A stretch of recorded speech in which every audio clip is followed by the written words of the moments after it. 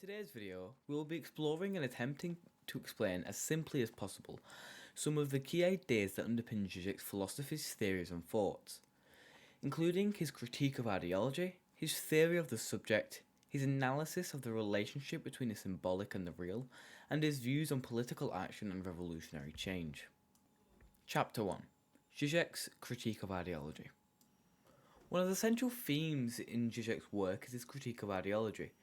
Zizek draws heavily on the ideas of the French psychoanalyst Lacan, particularly his notion of the symbolic order. According to Lacan, the symbolic order is the network of language, signs, and symbols that structures our experience of reality. It is a realm of language and culture, and it mediates our relationship with the world. Zizek argues that ideology functions within the symbolic order, shaping our understanding of reality and our place within it. Ideology is not simply a set of beliefs or values that we hold, but a set of unconscious assumptions and presuppositions that structure our experience of reality. It is how we make sense of the world and operates at a deep unconscious level. For Zizek, ideology is not just a matter of false consciousness or illusion, but rather it is a necessary feature for social and political existence. Ideology enables us to navigate the complex and contradictory world of modern society, providing us with a framework for understanding our place within it.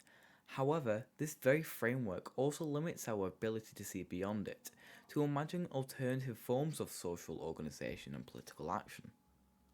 Zizek's critique of ideology is not simply a matter of exposing the hidden interests that underlie it, but rather he seeks to reveal the paradoxes and contradictions that are inherent to any ideological system. He argues that every ideology contains within it a kernel of truth that is repressed or disavowed. This truth is the very thing that ideology seeks to conceal, and it is precisely because of this that ideology can function.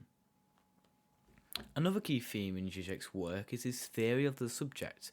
For Zizek, the subject is not a stable, unified entity, but a fundamentally divided and conflicted one. This division is not simply a matter of psychological or emotional conflict, but is rooted in the very structure of language and culture. According to Zizek, the subject is constituted by a fundamental lack, a gap in our being that is the result of our entry into the symbolic order.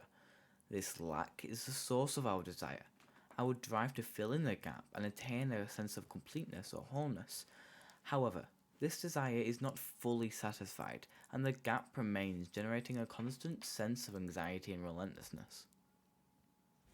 This lack also gives rise to the symbolic law, the set of rules and norms that structure our experience of reality. The law is not simply a matter of external constraints, but is internalized within the subject as a form of psychic structure. This structure generates a sense of identity and belonging, but also limits our freedom and creativity. The relationship between the subject and the law is one of tension and conflict. The subject both desires and resists the law, seeking to break free from its constraints, but also needing it to make sense of the world.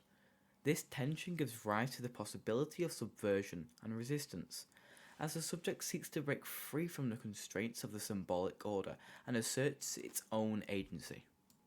Chapter 3. Zizek's idea and conceptualization of the symbolic and the real.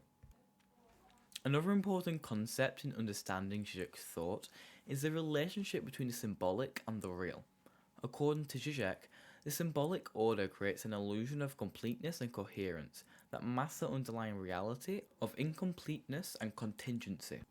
The symbolic order provides us with a sense of stability and continuity, but it is ultimately an unstable and contingent system that is constantly threatened by the unpredictable eruptions of the real.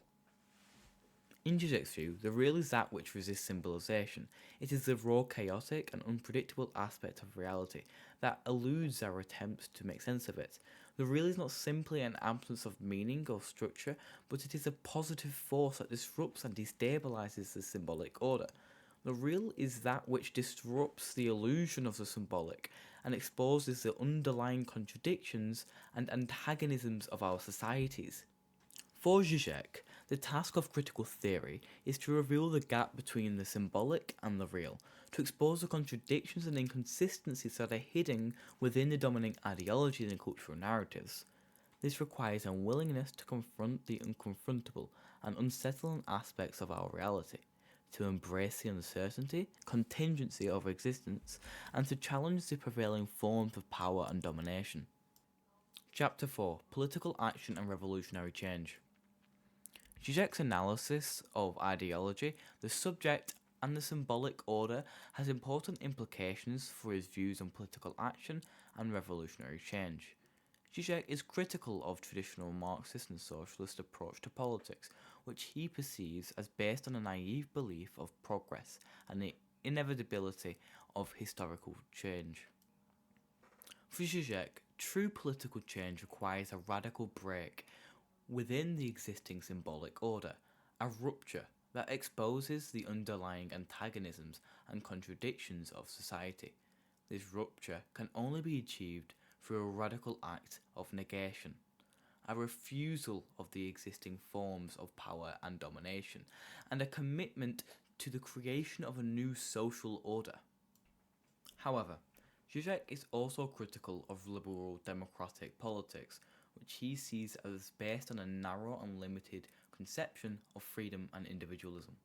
He argues that true freedom and agency can only be achieved through a collective and transformative political struggle, one that transcends the existing forms of identity and ideology. In conclusion, Zizek's body of thought is characterized by a provocative and unorthodox approach to philosophy and cultural criticism. His critique of ideology, theory of the subject, analysis of the relationship between the symbolic and the real, and views on political action and revolutionary change all challenge conventional wisdom and push the boundaries of contemporary thought. Thanks for watching. I hope you enjoyed this video. All citations and further reading will be in the description below. Thanks. Bye. Have a